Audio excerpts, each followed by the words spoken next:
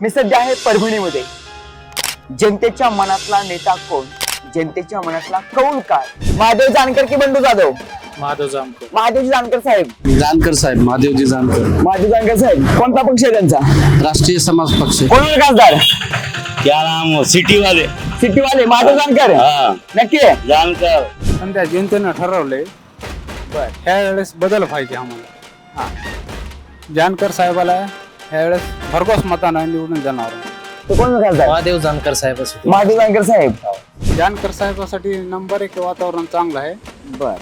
परभणीचा विकास फक्त जानकर साहेब करू शकतील, दुसरं कोणी करू शकत नाही. महादेव जानकर साहेबाचं काम चांगलं आहे. राष्ट्रीय समाज पक्षाअंतर्गत बर. मंत्री होते त्यावेळेसही त्यांचं काम चांगलं आहे. स्वच्छ चारित्र्य आहे. बर. त्या माणसाला 17 भाषा येतात. एक सुशिक्षित उमेदवार आहे. बर. बीटेक झालेला आहे. बर. अशा या सगळ्या ह्याच्यातून आम्हाला चांगला उमेदवार वाटतो. आजच खासदार झाले आणि झाल्याच्या नंतर प्रत्येक महिन्यासाठी मी नक्की काहीतरी करते. आमच्या सगळ्या महिलांना विश्वास आहे ते आतापर्यंत कोणी नाही करू शकत, साहेब करून दाखवतील. मला अरे वा वा भारी आय एस व्हायचं व्हेरी गुड. आय एस जिल्ह्यात कलेक्टर होऊन जायचं तू. हा चांगली कल्पना आहे तुझी. मला आवडलं तुझं.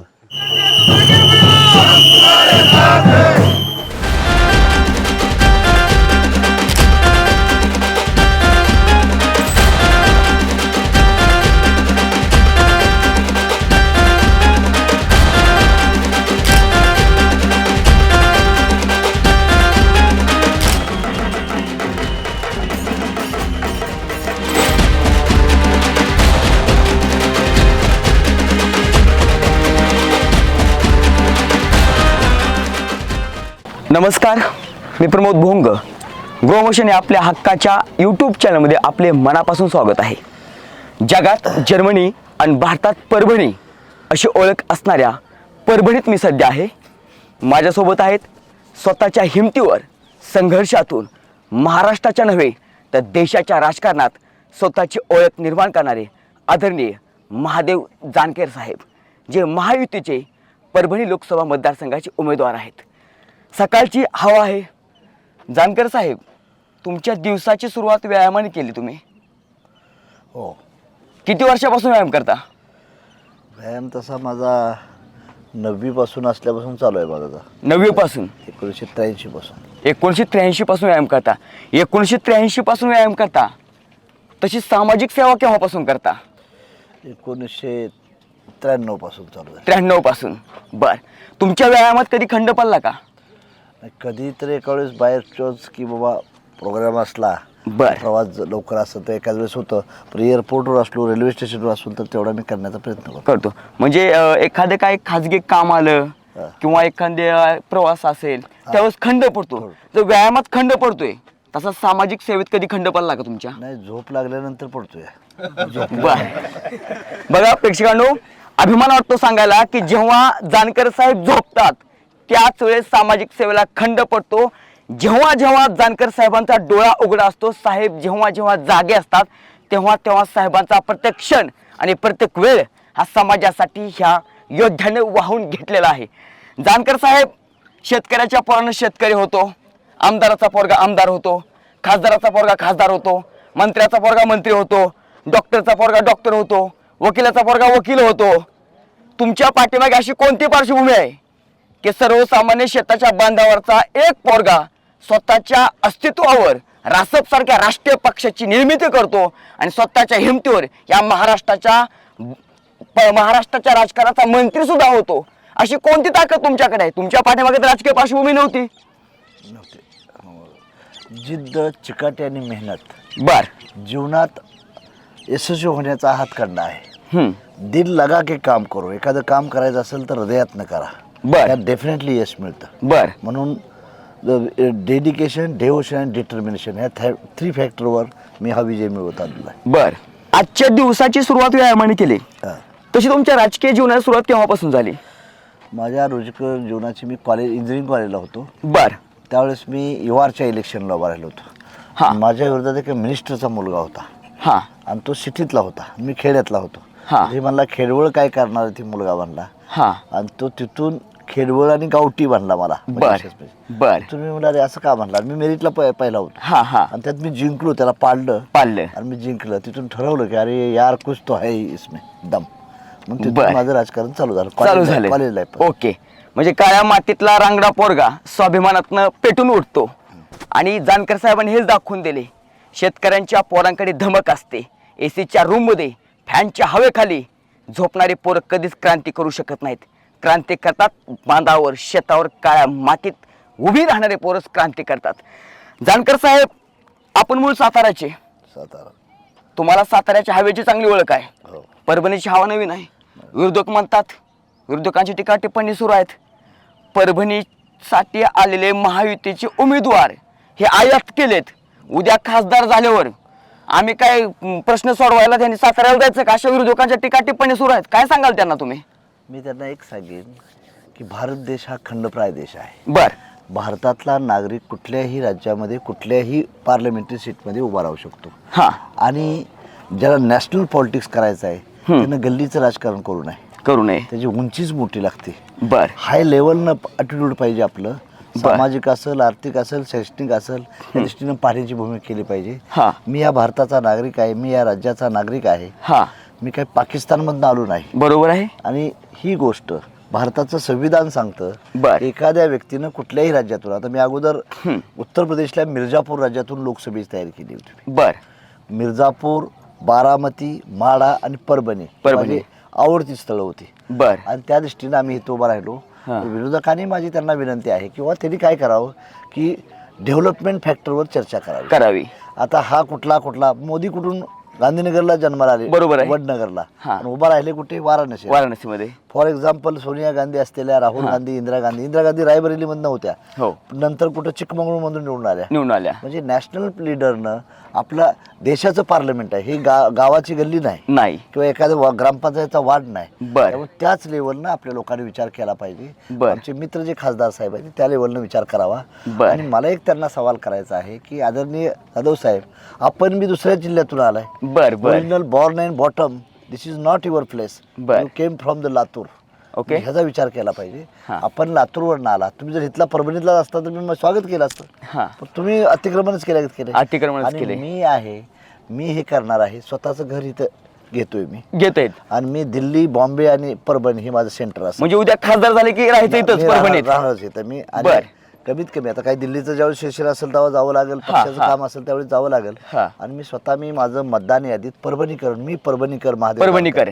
पण मी हे करणार आहे बर त्यामुळे म्हणजे 24 तास या लोकांना मी अवेलेबल राहील मी ज्यावेळेस MP होईन हा. त्यावेळेस मी कलेक्टर SP आता काल वादळ झालं बर हा कलेक्टरशी बोललो प्रांतशी बोललो हा परत पुरवा एक लेडीज इथे ही झाल्यानंतर त्या अधिकाऱ्याशी लगेच ऍक्टिव्ह करण्याची भूमिका केली बर का रात्रीच मी आणि माझे आमदार बी होते बरोबर आम्ही तहसीलदारला बोललो आणि त्या माणसाला म्हणलं की 2 लाख रुपये तुम्ही तुरंत द्यायची सोय करा त्यांना. सोय करा सोय करा म्हणजे आपण इंटेन्शिव्ह घेतलं हा. परत सोनपेठला काल ही झालं वारा आणि कावदाळ बोरच झालं हा. ते एका शेतकऱ्याला लागलं होतं थोडं तर तिथेही तहसीलदार रात्री 2 वाजता गेले फोन केल्यानंतर बर म्हणजे कार्यतत्परता दाखवली म्हणजे तुम्ही हे दाखवून दिले की आम्ही साताऱ्याचे असो पण आम्ही भारतातले आहेत बरोबर आणि भारतातला प्रत्येक नागरिक याच्याशी आमची बांधिलकी प्रेमाची आहे आपुलकीची आहे म्हणूनच तुम्ही काळजी केली जानकर साहेब आपल्यासोबत युवक आहेत प्रत्येकाचा कोणीतरी आदर्श असतो आयुष्यामध्ये आणि महाराष्ट्रामध्ये रासप सारख्या पक्षाची स्थापना करणारे जानकर साहेब परभणीत आहेत उजव्या बाजूला युवक आहेत डाव्या बाजूला युवक आहेत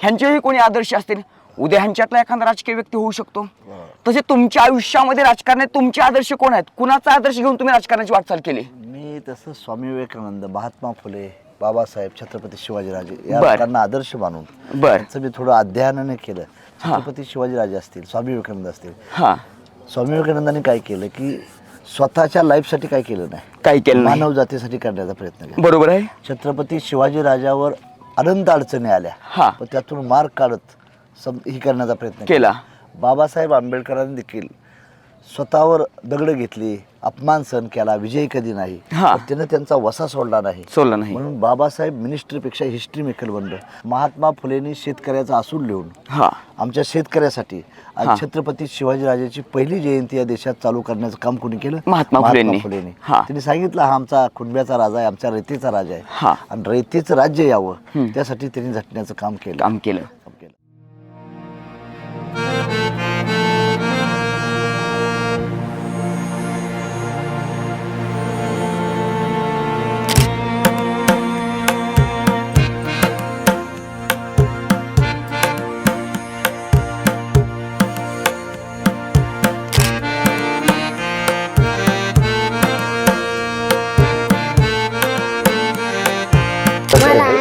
बोला बोला. IAS व्हायचं. अरे वा वा भारी. IAS व्हायचंय.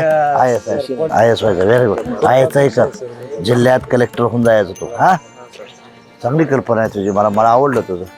आणि तुझं हे करून बघ. हे करतोय इंजिनिअरिंग कॉलेज नाही, मेडिकल कॉलेज नाही बाळा.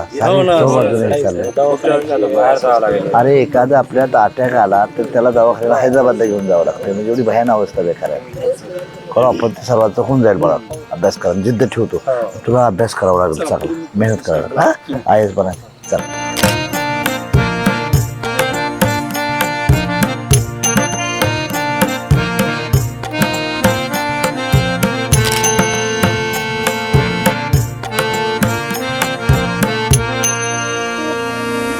आपण पाहतात जानकर साहेब स्वच्छता दूतांसोबत स्वतः स्वच्छता करत आहेत.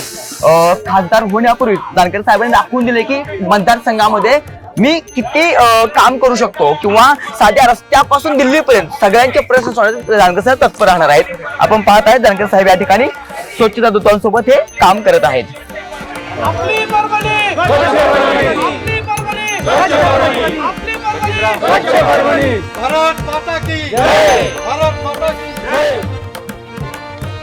पाठीमागे ते परभणीचे मतदारसंघाचे तुमची लोक आहेत.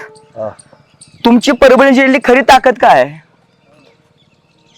ह्या जनतेला इलाइट करणं, जागृत करणं. याचं कारण का परभणीच्या बद्दल रस्त्याचा प्रश्न असेल, कॉलेज नसावं, जिल्ह्याचं ठिकाण आहे, बर इंजिनिअरिंग कॉलेज नसेल, इथं MIDC फॅक्टर नीट नाही, बर मोठी इंडस्ट्री नाहीये. हा म्हणजे हे मोठे इंडस्ट्री असल्याशिवाय तर आपली प्रगती होणार नाही. आणि जिथं ज्या सिटीमध्ये उद्योगपती राहतात बर त्या सिटीचा आत्मा चांगला असतो, शरीर चांगलं होतं, निरोगी होतं. जर उद्योगपती आता ही व्यापारी मंडळी आहेत, बर ही स्कीम आहे ह्या जिल्ह्यात.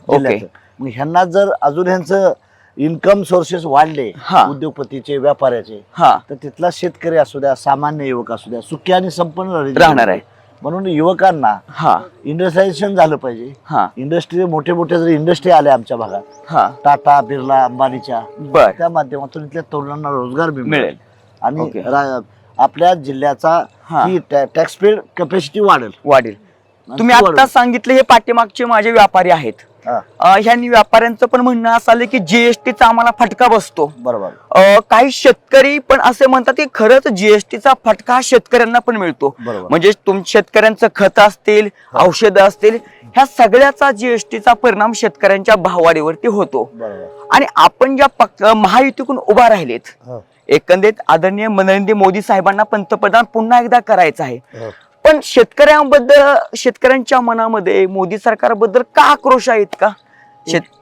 नाही, हे एक आपण पॉझिटिव्ह घेतलं पाहिजे. बर, या देशाचे पंतप्रधान अगोदरचे झाले, हो, त्यांनी शेतकऱ्याला काय दिलं? बर. आणि लेटेस्ट आताच्या PM न काय दिलं? सामान्य शेतकऱ्याच्या खिशात वर्षाला 2,000 रुपये यायची सोय केली. 6,000 रुपये तरी मिळालं. हो.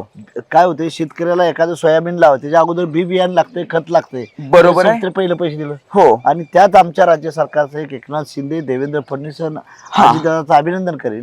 त्यात किसान योजनेत 6,000 वाढवले. 12,000 रुपये आमच्या महाराष्ट्रातल्या प्रत्येक शेतकऱ्याला देतोय. असा राज्यामध्ये बाकीच्या राज्यात 6,000 मिळतात. माझं म्हणणं होतं की बाकीच्या मुख्यमंत्री पंतप्रधानांनी काय केलं नाही, ते करायला पाहिजे होतं. म्हणजे शेतकऱ्यांच्या कांद्याला भाव नाही, शेतकऱ्यांच्या सोयाबीनला भाव नाही. केंद्र सरकारची आयात निर्यात धोरणं ही शेतकऱ्यांच्या जो काय शेतकरी धान्य पिकवतो त्या पिकावर परिणाम करतात. आयात निर्यात धोरणामुळे कांद्याला भाव येत नाही, सोयाबीनला भाव येत नाही, कापसाला भाव येत नाही. मग ह्या शेतकऱ्याबद्दलच्या भावना आहेत. उद्या तुम्ही खासदार झाल्यावरती शेतकरी पुत्र म्हणून या ज्या शेतकऱ्यांच्या पिकाबद्दलच्या भावना किंवा शेतकऱ्यांचे प्रश्न आहेत याबद्दल तुम्ही काय म्हणून आवाज उठवणार? माझ्या जे शक्य होईल ते पार्लमेंटमध्ये प्रश्न मांडून सोडवणूक कसं करता येईल. सर्व प्रश्न एकाच वेळी सुटणार. ज्या गोष्टी आहेत त्या मोदी साहेबांना विनंती करून संबंधित माझ्या खात्याचे कृषी मंत्री असतील त्यांना समजावून सांगून त्यात काय बी पॉझिटिव्ह होतं या शेतकऱ्या दृष्टीने ते करायचं. मध्यंतरी अशी बातमी आली होती की देवेंद्र फडणवीसांना मोदी म्हटले होते म्हणे की जानकरांना लोकसभेत पाठवा. काय तुम्ही सांगाल त्याविषयी? नाही, माझं आणि मोदी साहेबांचं पर्सनल रिलेशन चांगलं आहे. बर. म्हणजे एकदम महादेवजी असं म्हणून एवढं विचारणार. आणि मला त्या माझ्या ओळखीचा फायदा माझ्या मतदारसंघासाठी परभणीसाठी करायचं आहे. जगात जर्मनी आणि इंडियात परभणी कशी टॉपला येईल, 1 नंबरला येईल, बर. करण्याचा फायदा करणार आहे. बर, तुमचं पुढचं व्हिजन काय आहे परभणी मतदारसंघासाठी? पुढचं काय व्हिजन आहे तुमचं? माझं हे आहे की विजन की पहिला माझं शेतकरी हा माझं बेसिक हे आहे. बर. आणि शेतकऱ्याचा पोरगा नुसता शेती करू नये, हा, तो उद्योगधंदे व्हावा. 3 मुले, एका शेतकऱ्याला जर 3 मुले असतील बर, तर एका मुलीनं IAS व्हावं, हा, एका मुलीने इंडस्ट्रियलिस्ट व्हावं, हा, आणि एका मुलीनं खासदार किंवा आमदार, ते बी राष्ट्रीय समाज पक्षाचं व्हावं. व्हावं. असं मी बर बर planning बर करणार आहे. तुम्ही आताच म्हटले की राष्ट्रीय समाज पक्षाचं शेतकऱ्याच्या पोराने आमदार खासदार व्हावं. हा. आम्हाला अभिमान वाटतो सांगायला की महादेवजी जानकर यांना पार्श्वभूमी नाही आणि महादेव जानकर साहेबांनी ना त्यांनी घरदाराचा विचार केला, कारण की त्यांनी लग्नही केलेलं नाही. म्हणजे अशा मोठ्या मनाचा व्यक्ती या महाराष्ट्राच्या मातीत आहे. मग जानकर साहेब, तुमच्या रासपचा उद्याचा नेता कोण असेल? तुमचा वारसदार कोण असेल? माझा वारसदार देशातला कुठलाही माणूस असू शकतो, बर. ज्याचं डेडिकेशन, डिव्होशन आणि डिटर्मिनेशन, ज्याची कॅपॅसिटी हा पक्ष वाहून घेऊन जायचा हा. आहे. घराण्याशाही नसेल, माझं घराणेशाही नसेल? बिलकुल नसेल. बर. अशा दृष्टीने मी प्रयत्न करणार आहे. बर बर, घराणेशाहीला तुमच्याकडे अजिबात स्थान नाहीये. बिलकुल. आम्हाला असंही समजलं की जानकर साहेब वाड्या वस्तीवर राहू शकतात, जानकर साहेब एखाद्या कोट्यावर राहू शकतात, जानकर साहेब शेतकऱ्यांशी नाळ आहे.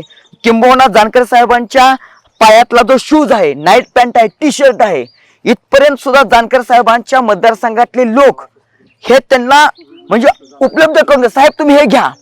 म्हणजे जानकर साहेबांची प्रॉपर्टी कोट्यवधीची नाहीये किंवा बाकीच्या मंत्र्यांसारखं जानकर साहेबांकडे अफाट असा पैसा नाही. मग जानकर साहेबांना हे लोकांचं प्रेम का मिळते? काय लोकांसाठी एवढं जानकर साहेबांनी केले? जिथं जाईल तिथं आजपर्यंत मला जवळजवळ 1,10,00,000 रुपये हा. 10-12 दिवसात लोकांनी दिलेत, लोकवर्गणीतून. गावात गेल्यावर मला फुलांचा हार नाही, पैशाचा हार घालतात. बर आणि लोक आहेत, त्यांनी पैशाच्या थैल्या बी दिले आहेत. दिलेले आहेत. त्यावर पैसा मिळतोय मला. बर. लोकांसाठीच ध्येय आपलं आहे, आपण हा. लोकांसाठी आहे. आहेत. ते जाणीव आपण निर्माण करायची. निर्माण करायचे आहे. जानकर साहेब, शेतकऱ्यांसाठी मला प्रश्न विचारला होता की शेतकऱ्यांच्या कांद्याला भाव नाही, सोयाबीनला भाव नाही, ऊसाला भाव नाही, शेतकऱ्यांच्या मालाचा भावच नाहीये.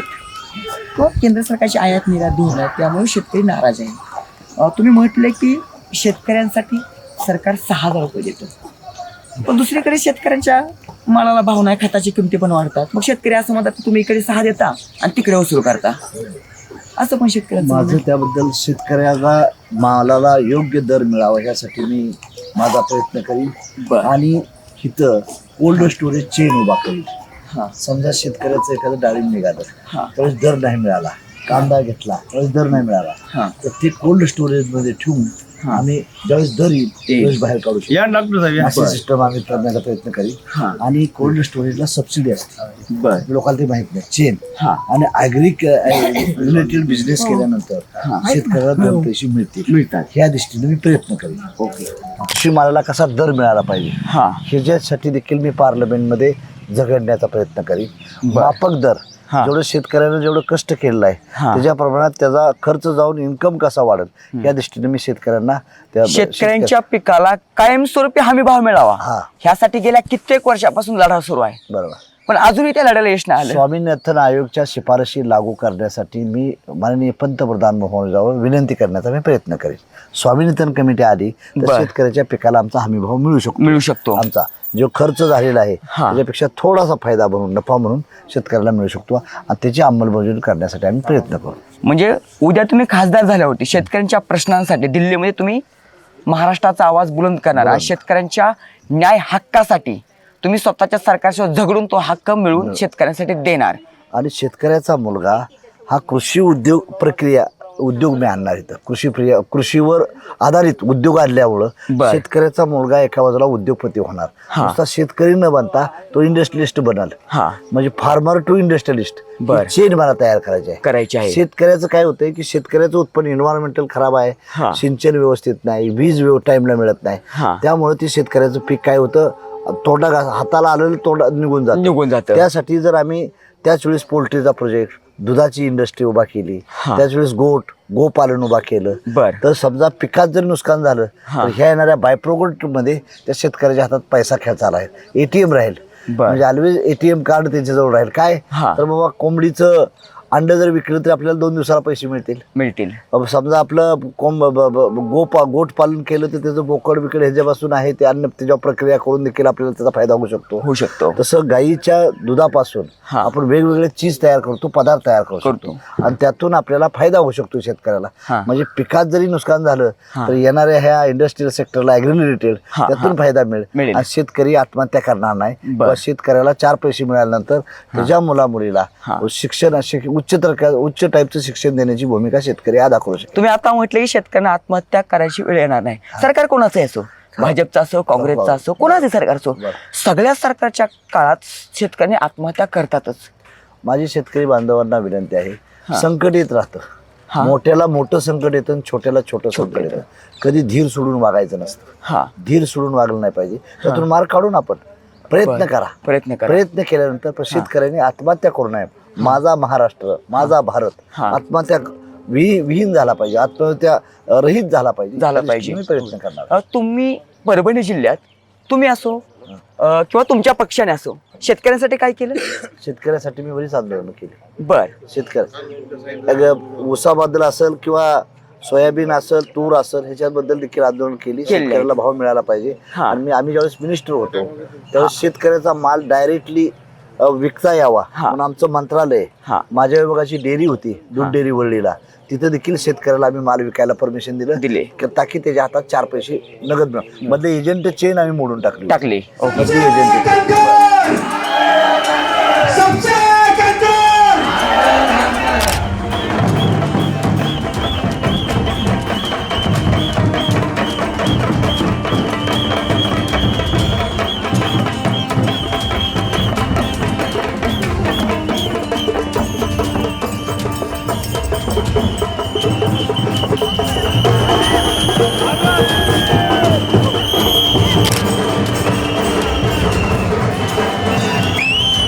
महाराष्ट्रातील परभणी जिल्ह्यातील महायुतीचे उमेदवार ज्यांना जनतेच्या प्रश्नाची जाण आहे असे जाण असणारे आदरणीय जानकर साहेब माझ्यासोबत आहेत.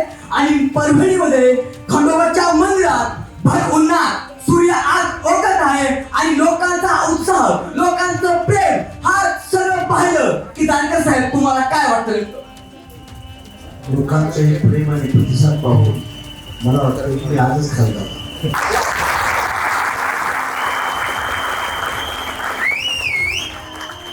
मंदिरात गेलो, आरती केली. आता देशमुखाने तिकडे आरती केली मोठ्या मालकाची, आता खंडोबाची आरती केली. आणि बहुतांशी माझ्या मतदारसंघातली जी तीर्थक्षेत्र आहे त्या जवळजवळ 22 तीर्थक्षेत्रात ते नाव लावलेले आहे.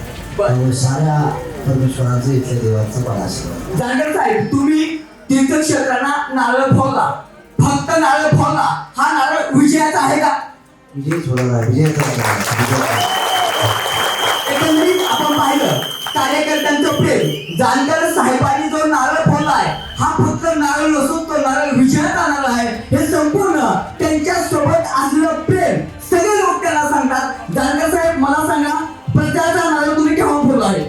मी त्रिदाराला पहिला फोडला आणि इथला पण रामदेवळ आहे परभणीचा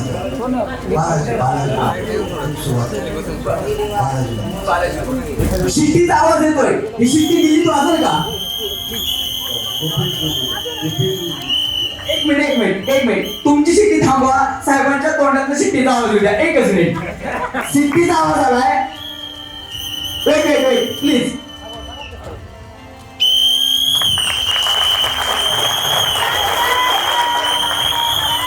आपण पाहिलं जानकर साहेबांची निशाणी आहे शिट्टी. साहेब, शिट्टीचा आवाज महाराष्ट्रापासून दिल्ली पण घडणार. नवीन सभागृह जे मोदी साहेबांनी बांधले त्यात माझी 100% एंट्री होणार. साहेब, एक महत्वाचा प्रश्न होता. तुम्हाला वाटतंय खासदार झाल्यासारखं तिथल्या सर तुम्हाला काय खासदार झालेले बिलकुल साहेबांचं मत घेतलं. आपण साहेबांसोबत असे कार्यकर्ते नेमकं त्यांच्या मनात काय हे जाणून घेऊया आपण.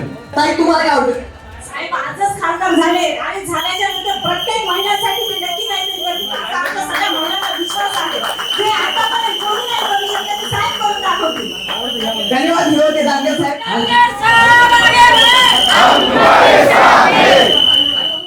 जानकर साहेब, प्रचाराची धावपळ सुरू आहे, गाड्यांचा ताप आहे, काय वाटतं तुम्हाला? काही नाही, गाड्या लोकांचा रिस्पॉन्स चांगला आहे, बर, त्यामुळं अतिशय वातावरण चांगलं आहे. वातावरण चांगलं आहे. हा जो गाड्यांचा ताप आहे किंवा हा माणसांचा ताप आहे, साताऱ्याचे जानकर साहेब परभणीमध्ये येतात आणि तरी त्या गाड्यांचा तापा, लोकांचा तापा, काय ताकद आहे नेमकी तुमच्याकडे एवढी? काय नाही, लोकांचं प्रेम हीच माझी ताकद आहे, जनता हीच माझं संपत्ती आहे. जनता हीच तुमची संपत्ती आहे, लोकांचं प्रेम हीच तुमची संपत्ती आहे. हा. बर, आम्ही आता काही लोकांच्या बाईट घेतल्या, सर्वसामान्य लोकांच्या. आम्ही विचारले तुमच्या मनातला खासदार कोण, किंवा तुमच्या परभणी लोकसभा मतदारसंघामध्ये कोण खासदार होईल. लोकांच्या आपोआप ओठातून शब्द आले की जानकर साहेब. आम्ही सहज प्रश्न विचारला की तुम्हाला जानकर साहेब का हवे आहेत. त्यांनी आम्हाला सांगितलं गेल्या कित्येक वर्षात जे झालंच नाही ते आम्हाला माहित आहे की जानकर साहेबांकडून व्हावे अशी आमची इच्छा आहे. मग अशा लोकांसाठी तुम्ही काय कराल? मी त्यांच्यासाठी जे मला चांगलं करता येईल, माझ्या परभणी मतदारसंघ सुधारता येईल, बर, ते मी सुधारण्याचा प्रयत्न करणार आहे. मी इथल्या शेतकऱ्यांना हे मानून, सेंटर पॉइंट मानून, शेतकरी, युवक, युवती बर, यांच्यासाठी इंडस्ट्रियलायझेशन म्हणजे MIDC चा प्रोजेक्ट आणीन एखादा, हा नंतर रेल्वे बद्दल एक्सटेन्शन करून ॲग्रिकल्चर कॉलेजच्या बद्दल एक्सपांड करणार आहे. हा, आणि वीज, पाणी आणि रस्ते ह्याच्यावर कॉन्सेप्ट. आता तुम्ही पाहताय रस्त्याची अवस्था कशी आहे, खूप बिकट आहे. बिकट आहे. बर. रस्त्याची अवस्था नाही, सारं हे चाललेलं आहे. हा. तर हे रस्ते कसं चांगले होतील हा. आणि आरोग्याची सुविधा कशी चांगली देता येईल. बर. इंजिनिअरिंग कॉलेज सुद्धा इथं नाही. एखादं engineering college, skill development colleges कशी ओपन करता येतील आणि त्या दृष्टीने इथल्या तरुणांना सक्षम बनवता येईल अशा दृष्टीने. बरं, म्हणजे आपण सध्या आता बघा, आम्ही जानकर साहेबांसोबत प्रवास करत आहे गाडीमधून बसून. 4 चाकी गाडी आहे, पण रस्त्यात खड्डा आहे का खड्ड्यात रस्ता हे पण आम्हाला समजत नाही. म्हणजे जानकर साहेबांनी स्वतः सांगितले की रस्त्यांची अवस्था बिकट आहे आणि जानकर साहेबांनी असंही सांगितले की हा रस्त्याचा प्रश्न सोडवण्याचा आम्ही निश्चितपणे प्रयत्न करणार आहे. आता माझ्या मतदारसंघाचा सारा बॅकलॉगच भरून काढणार आहे 70 वर्षात. 70 वर्षांना, 70 म्हणजे वर्षात. पाठीमागच्या 70 वर्षात जे परभणीसाठी नाही आलं हा, ते ते तुम्ही नक्की आणणार 5 वर्षात मी सर्व आणण्याचा प्रयत्न करणार. बर, जानकर साहेब विरोधकांनी टीका केलेत. जानकर साहेब आयात केले उमेदवार आहेत, साताऱ्याची सातत्याने टीका होते. मी परभणीकर होणार आहे, परभणीत स्वतःचं घर बर, इतर राहणार परभणीला, त्यामुळे काय परभणीकरांचा काय प्रश्न नाही. प्रश्नच नाही. म्हणजे परभणीचे तुम्ही खासदार झाले, तुम्ही परमनंट परभणीचे होणार. बर बर. जानकर साहेब, मला असं विचारायचं होतं, कार्यकर्त्यांना पैसा लागतो, कार्यकर्त्यांना ताटल्या लागतात, कार्यकर्त्यांना बाटल्या लागतात आणि यांच्याकडे ही पॉवर असते, ती लोक त्यांना देऊनही टाकतात. आपल्याकडे पैशाची ताकद नाही पण माणसांची ताकद आहे असं तुम्ही म्हणता. ही ताकद उभी करताना तुम्हाला असं जाणवतं का कधी की माझे कार्यकर्ते खरंच पैशाच्या पाठीमागचे आहेत? माझा कार्यकर्ता मला पैसे देऊन सांभाळतो. म्हणजे कार्यकर्ता तुम्हाला पैसे, तुम्ही कार्यकर्त्यांना देत नाही? मी कधीच कार्यकर्त्याला पैसे देत नाही. बर बर. त्यामुळे कार्यकर्तेच माझा पक्ष मला वाढवण्याचं काम भूमिका करतात. हा, जनता हीच मला पैसे देते. आणि त्या पैशाच्या माध्यमातून आम्ही हे करत असतो. ह्या परभणी लोकसभा मतदारसंघात तुम्हाला कोणी सहकार्य केलंय? इथं सर्व समाजाच्या लोकांनी केलं. मी ज्याच्या घरी जेवायला जातोय तो मला पैसे देतोय. बर. आणि सर्व समाजाच्या लोकांनी, ब्राह्मण समाजाने मेळावा घेऊन मला पैसे दिलं, हा, अग्रवाल समाजाने मला पैसे दिलं, बर. प्लस मराठा समाजाने दिलं, हा, माळी समाजाने दिलं, वंजारी समाजाने दिलं, धनगर समाजाने दिलं, बर. दलित ह्या लोकांनी समाजाने पैसे दिलं, जमा केले दलित स्वतः? समाजाने पैसे गोळा करून दिलं मला. हे पैसे गोळा केले, हे घ्या तुम्ही साहेबपणे, तुम्ही निवडणूक लढवा. निवडणूक लढवा हा. असं करून आता एक मत एक नोट अशा हा. दृष्टीने आमचं अभियान चालू आहे. कोणतं अभियान चालू म्हणता? आता एक मत हा. आणि एक नोट.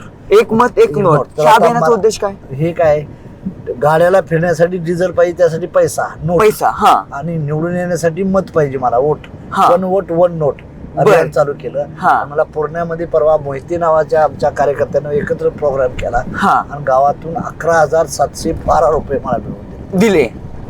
बर. गावातलं मतदान काहीतरी 7,500 आहे. 7,500 मला आहे. एवढं पैसे मिळाले. म्हणजे हा. जे मतदार आहेत याकडे त्यांनी पैसे दिले, त्यांनी मागाय गेला नाही बघा. हा. मला मारुतीच्या मंदिरात बसलो, तासाभरात जर तुम्ही दिलं बर. तर तुमचं मत आम्हाला अशा लेवलनं गावात हा. होडचड लागली या. हा. साहेबाला पैसे बी द्यायचं आणि साहेब मतदान बी करायचं. बर. सर्व पार्ट्या एक झाल्या. हा. साऱ्या पक्षातल्या पार्ट्या त्याला ती विरोधकाला माणूसच मिळेना. हा. अशा अवस्था करण्याचा प्रयत्न आहे. झाले. उद्धव बाळासाहेब ठाकरे उबाटा गटाचे इथं वार आहे का? आता त्यांचा पहिल्यापासून शिवसेनेचा इथं बालेकिल्ला असलेला मतदारसंघ आहे. बर. तर आता शिवसेनेत चक्र झाली. हा काही लोक शिंदे साहेबांवर गेली, काही गेली. उद्धव साहेबांवर गेली. बर. आणि शिंदे साहेबांवर गेलेली माणसं आहेत हा ती स्ट्रॉंग आहेत. हा आणि उद्धव बाळासाहेब आता खासदार साहेबांच्याकडे बी आहेत, जाधव साहेबांकडे बी हा. त्यांची माणसं आहेत त्यांची, पण त्यांची ताकद काय झाली, विभाजित झाली. विभाजित झाली. आणि शिवसेना विजय का होती तर बीजेपीचं मतदान होतं त्यांना मिळत होतं. मिळत होते. बर बर बर. बीजेपीचं मतदान त्यांना मिळणार नाही. मग आता उद्धव ठाकरे पॅटर्न चालेल का इथं? आता शक्यच नाही. मग आता कुठला पॅटर्न असेल? आता महादेव जानकर पॅटर्न महादेव जानकर आणि मोदी पॅटर्न, मोदी पॅटर्न. या दोघांच्या पॅटर्न मध्ये चालेल. बर. म्हणजे तुम्हाला इतका विश्वास आहे की लोक परभणीमध्ये आता फक्त महादेव जानकर पॅटर्नच चालणार महादेव जानकर परभणीमध्ये. परभणीमध्ये. बर बर. जानकर साहेब, राष्ट्रीय समाजवादी पक्षाचा आमदार परभणी जिल्ह्यात कोणत्या तालुक्यात आहे? राष्ट्रीय समाज पक्षाचा समाज पक्षाचा आमदार डॉक्टर रत्नाकर गुट्टे हे गंगाखेड विधानसभा मतदारसंघात येतात. त्यांनी रासपनं असे कोणते चांगले काम केले परभणीमध्ये गंगाखेड तालुक्यात की रासपचा उमेदवार परभणी जिल्ह्यात निवडून आलाय? तिथं रस्त्याचं काम पूर्ण झालं. हा. ब्रिज पूर्ण झाले. बर. बहुतांशी शासकीय इमारती पूर्ण केल्या त्यांनी. हा. आणि एवढंच नाही तर माझाही फंड मी तिथं दिला. प्लस परभणी शहरात बी माझा फंड दिलाय. बर. दलित बांधवांच्या तिथं, मायनॉरिटीच्या तिथं, काही हिंदू एरियात हा. असं मी फंड वाटलेला आहे. वाटलं आहे. त्या फंडाच्या आम्ही काही कमिशन घेत नाही आणि काय घेत नाही. बर. आणि त्यामुळे 100% फंड आम्ही त्यांना हे केलेलं आहे. दिलेलं आहे. त्यामुळे फंडाच्या दृष्टीनं हा. आणि विकासाचं विजन गंगाखेडमध्ये गुट्टे साहेबांनी फार चांगलं राबवलंय. हा. उदाहरण म्हणजे चांगलं काम त्यांनी केलंय मनाचं लावून. आणि त्यांनी फंड बी आणला भरपूर आणला विषय जवळजवळ 950 कोटी म्हणजे 1000 कोटीच्या दरम्यान त्यांनी 2 वर्षात फंड आणलाय. धनंजय मुंडे साहेब आज तुमच्या प्रचारासाठी आले होते. आमच्या प्रचाराचं नारळ फोडला आणि चांगलं लोकांना अपील करून गेलं विकासाला मतदान द्या, विकासाला मत द्या, महादेव जानकरला मतदान द्या. बर. आणि जातीपातीच्या पलीकडे जाऊन त्यांनी हे सांगितलं की आम्ही जातीचं पातीचं कधी राजकारण करत नाही. तुम्ही करून आहे आणि विकासाच्या मुद्द्यावर मत मागावं. त्यांना विश्वास आहे की जानकर साहेबांचं मोदी साहेबांचं संबंध चांगले असल्यामुळे महाराष्ट्रात सर्वात जास्त फंड परभणी मतदारसंघाला जानकर साहेब खेचून आणणार. म्हणजे मोदी साहेबांकडून तुम्ही खासदार झाल्यावर सर्वात जास्त फंड हे तुम्ही परभणी लोकसभा मतदारसंघ खेचून आणणार. मग आता तुम्हाला असं वाटतंय का प्रचाराचा नारळ नाही तर हा विजयाचा नारळ सुद्धा असू शकतो? प्रचाराचं रूपांतर विजयात झालंय आज. बर बर. आज तिथं सीए लोक, व्यापारी लोक, डॉक्टर लोक, वकील लोक, बर, साऱ्या बुद्धिजीवी लोकांनी आजचा प्रोग्राम घेतलेला आहे. चांगला प्रोग्राम झाला. बर. गुलाल लवकरच मग तुमच्या अंगावर विजयाचा उधळणार आहे. 4 जूनला आम्ही गुलाल घेणारच गुलाल. म्हणजे लोकांचा आज एवढं प्रेम. आणि माझी बहीण बी पंकजाताई पण घेणार. बीड आणि परभणी झाले का पहिलं लागणार. बर. त्यात दोघे बी आम्ही विजय. बर. गेल्या 10 वर्षापासून इथं जे खासदार आहेत तुमचे विरोधक आहेत आजोबा, ह्या आव्हानाला तुम्ही कसं सामोरे जाताय? आता काय दडपण वगैरे नाही? फ्री मध्ये एकदम फ्री आहेत तुम्ही? दडपण वगैरे काही नाही. बर बर.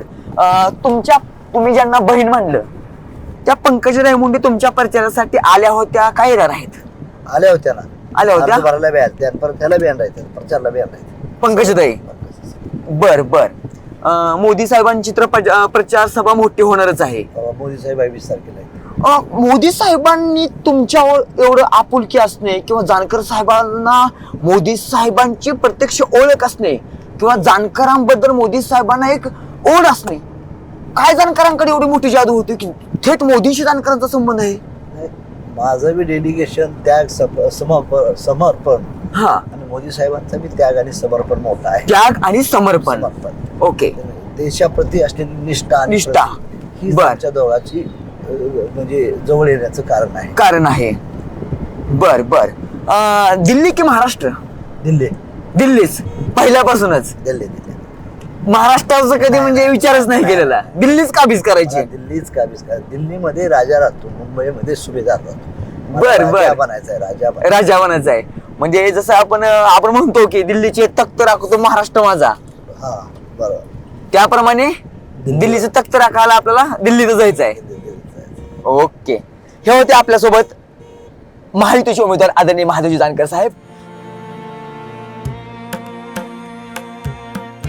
तुमच्या मनातला नेता कोण? इतर लोकसभेसाठी खासदार म्हणून कोण निवडून येईल? काय वाटतं तुम्हाला? महादेव जानकर की बंडू जाधव? महादेव जामकर. महादेवजी जानकर साहेब. कारण काय? रस्त्यामुळं. रस्त्यामुळं. तुम्ही रिक्षा चालवता, हो. तुम्हाला रस्त्याचा अडचण आहे, समस्या आहे. बर. भरपूर खड्डे आहे परभणी जिल्ह्यात. रस्त्यावर भरपूर खड्डे आहेत. खड्डे आहेत. काय विकास नाही, काय नाही. 25 वर्षापासून तेच खड्डे आहेत. म्हणजे 25 वर्षापासून रस्त्यात खड्डा आहे खड्डा. का खड्ड्याचा रस्ता आहे हे समजत नाही. हे समजत नाही. त्यामुळे तुमचं मतदान हे जानकर साहेबांना आहे. नक्की. नक्की. बर. खासदार तो होना कोण होईल खासदार? क्या नाम सिटी वाले. सिटीवाले महादेव जानकर. हाँ नक्की जानकर. जानकर साहेब. हो बर. जानकर साहेब होता. कशामुळे होत का कशामुळे वाटतं तुम्हाला साहेब खासदार होते जानकर साहेब? ते पहिल्यांदा मुख्यमंत्री झालेले आहेत, काही चांगले कामं केलेले आहेत. बर. त्याच्यामुळे मुख्यमंत्री कोण झाले? आपलं आमदार राहिलेले आहेत ना. अगोदर आमदार झाले गंगाखेडचे, रासपचे. जानकर साहेब, महादेवजी जानकर. महादेव जानकर साहेब. कोणता पक्ष आहे त्यांचा? राष्ट्रीय समाज पक्ष. राष्ट्रीय समाज पक्ष, रासपा. रासपा. बर. तुम्हाला काय वाटतं कोण खासदार? महादेव जानकर साहेब असू. महादेव जानकर साहेब. का कारण काय? महादेव जानकर साहेबाचं काम चांगलं आहे राष्ट्रीय समाज पक्षाअंतर्गत. बर. मंत्री होते त्यावेळेसही त्यांचं काम चांगलं आहे. स्वच्छ बर. चारित्र्य आहे. बर. त्या माणसाला 17 भाषा येतात. एक सुशिक्षित उमेदवार आहे. बर. बीटेक झालेला आहे. बर. अशा या सगळ्या ह्याच्यातून आम्हाला चांगला उमेदवार वाटतो. राष्ट्रीय समाज पक्षाने परभणी जिल्ह्यात काय चांगली कामं केलीत का सुशिक्षित युवकांसाठी? राष्ट्रीय समाज पक्षाचा गंगाखेडमध्ये एक आमदार आहे. आमच्या 6 विधानसभेपैकी एक आमदार आमच्या गंगाखेडला राष्ट्रीय समाज नाव काय त्यांचं? रत्नाकर गुट्टे. रत्नाकर गुट्टे. रत्नाकर काका गुट्टे. त्यांच्या माध्यमातून आमच्या मतदारसंघात जवळपास 500 कोटी रुपयाची कामं झालेली. 500 कोटी रुपयाची कामं झाली. मग पाठीमागे 2 टर्म जे खासदार होते त्यांच्याकडून काम झालं नाही का? त्यांच्याकडून काहीच काम झालेलं नाही. असं आमच्याकडे तर कोणतं काम आलेलं नाही. त्यांनी जिल्ह्याकडे अत्यंत दुर्लक्ष केलंय. स्वतःकडे जास्त लक्ष दिलंय. बर. आणि ते त्यांना जानकर साहेबासारख्या अनेक भाषा तर बोलता येत नाहीत. इंग्लिशही बोलता येत नाही. ते काही त्यांना कुठल्याही गोष्टीचं काही नॉलेज नाही. बर. आणि आतापर्यंत जे अभ्यासू व्यक्तिमत्व जिल्ह्याला मिळालं नव्हतं, स्वच्छ चारित्र्य जानकर साहेबाच्या माध्यमातून मिळेल. आणि मागच्या टर्मच्या जिल्ह्याचा जे विकास व्हायला पाहिजे ते खुंटलेला आहे. त्यांनी लोकसभेमध्ये आम्ही कधी तारांकित प्रश्न उचलताना कधी बघितलं नाही मागच्या खासदारला. बर. तर जानकर साहेबांचं काम मिनिस्टर असताना चांगलं होतं आणि आता बी ते चांगल्या प्रकारे काम करतील. मला सांगा तुमच्या मतदारसंघामध्ये महायुतीकडून कोण उभारले? महायुतीकडून महादेव जानकर. महादेवजी जानकर साहेब. आणि त्यांना विरोधक कोण आहे? बंडू जाधव.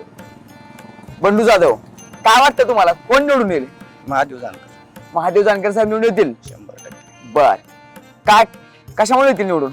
विकास कर विकास करतील अशी आशा आहे त्याच्यावर. आता त्यांच्याकडून आशा आहे. काय विकास करावा असं वाटतं तुम्हाला? इथला परभणीतला विकास काय करावा?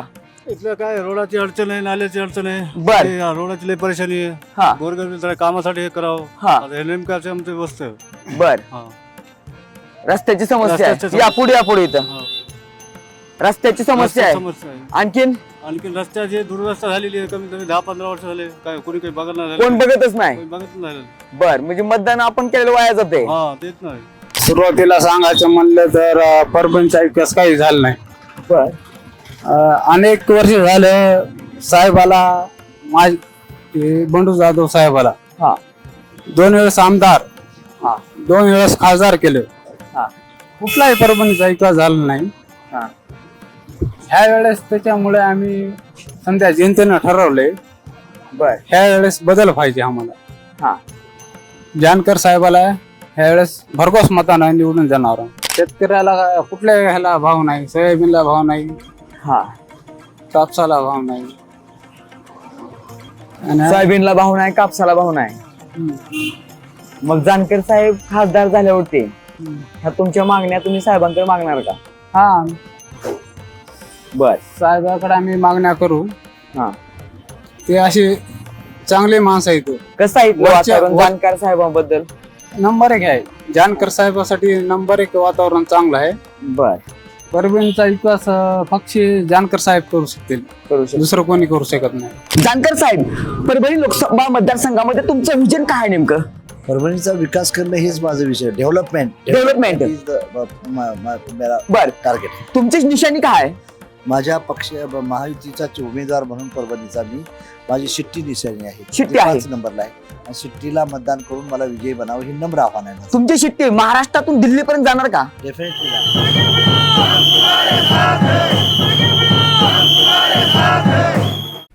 हा व्हिडिओ आपल्याला कसा वाटला ते आम्हाला कमेंट बॉक्समध्ये कळवा आणि आपल्या मित्रांबरोबर शेअर करायला विसरू नका.